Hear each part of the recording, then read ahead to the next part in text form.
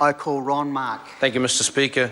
I'm pleased to be able to rise on behalf of New Zealand First and make what will be the final contribution to this piece of legislation, the Exclusive Economic Zone, Continental Shelf Environmental Effects Transitional Provisions Amendment Bill.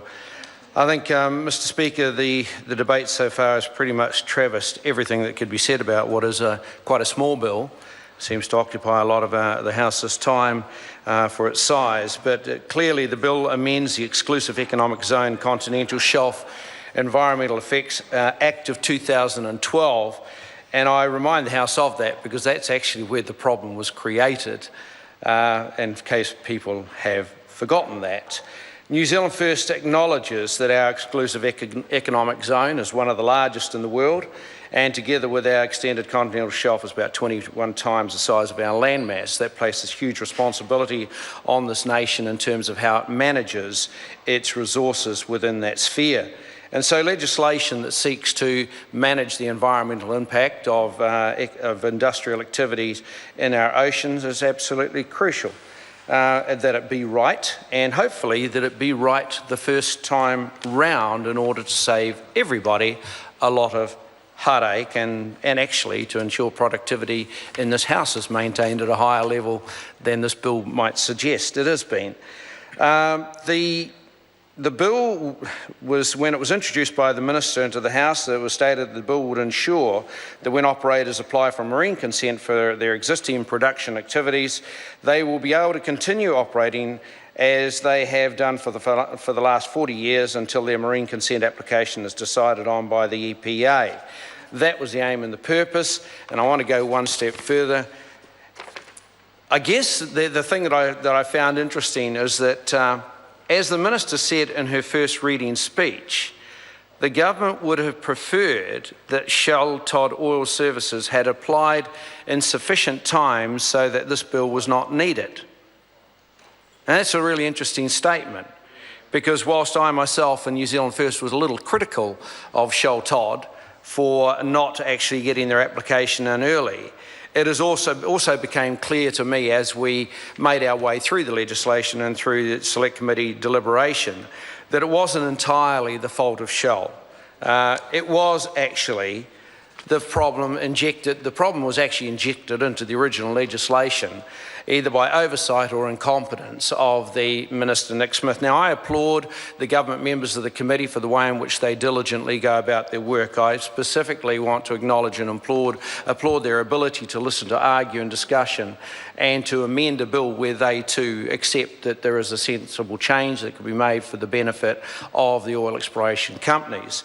But I do think I will also applaud their level of loyalty to a minister who consistently and persistently seems to charge out of the blocks, waving his flag and telling the nation that he's doing good work for them, only to find him trip, stumble, fall and break his nose at the taxpayer's expense, and we end up back in the House redressing. And I do, Mr. Speaker, I have to say that when I look at this legislation, and I can't help but be mindful of the debacle in Auckland with the housing issue, same minister again, and then I think back to my time as the Mayor of Carterton and seeing how he handled the absolutely appalling way that same minister handled legislation on the local government amendment bill that went through a couple of years ago. Same act, wave it around, we're doing the country a favour, this is going to be environmentally good for the country, this is going to help the oil exploration companies get on with their work, protect the environment, protect the resources, and okay, bang, falls over, and here we are back in the House. I just wonder, loyalty aside, I just wonder, Mr. Speaker, on the back of this little debacle, how long we will have to endure until we see someone like Scott Simpson move up the ranks and take Nick Smith's job and allow him to quietly, with dignity, move off into the ether and into retirement, because this actually is another one of his errors and his flaws.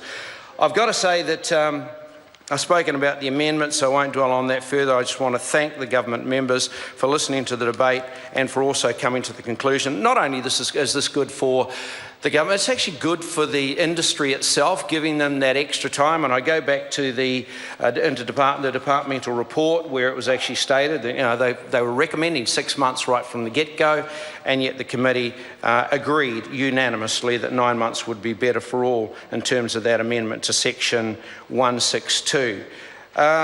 The submitters were interesting, Mr. Speaker. We had submissions. It's interesting that I think we actually only had one submission in favour of the legislation, which naturally came from Petroleum Exploration and Production of Association of New Zealand. We had three groups opposed to the legislation: Frack Free Kapiti, Oil Free Otago, and Ms. Linda Hill.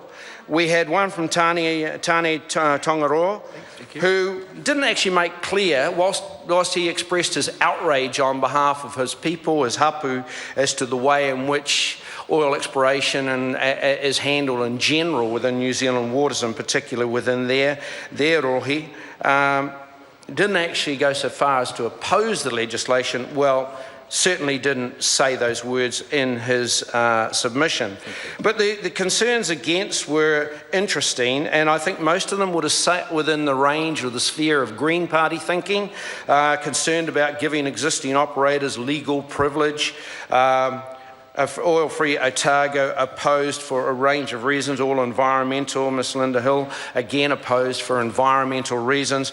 But interesting that at the end of the day, even with Tane Tongaroa, who had a lot of cultural concerns there and expressing those on behalf of his whanaunga and his hapu, here we sat at the end of the day with a committee that had a number of us from across party lines, all of Māori descent, looking at it and deciding that this legislation in its amended form should go forward. All of us agreeing at the end of the day, despite the concerns raised by people opposed to it on environmental grounds, the Green Party also coming in behind and now supporting the legislation. I had to myself take a step back because I was strongly critical of Shell Todd at the outset, because I think actually they could have got their act together. But I do accept now that not entirely their fault. If the original piece of legislation had been a little tighter, more comprehensive, a little more thought, this piece of legislation wouldn't have been necessary. So in summary, Mr. Speaker, good work by the Select Committee, good amendments, a very small piece of legislation, but a very important piece of legislation in terms of how we protect yet take advantage, economic advantage from our oceans. And I'll just put on record that New Zealand First supports this third reading and the passage of this bill, and welcomes the fact that all other parties, despite their initial views and concerns, particularly environmental, have likewise come to the same conclusion. Thank you, Mr. Speaker.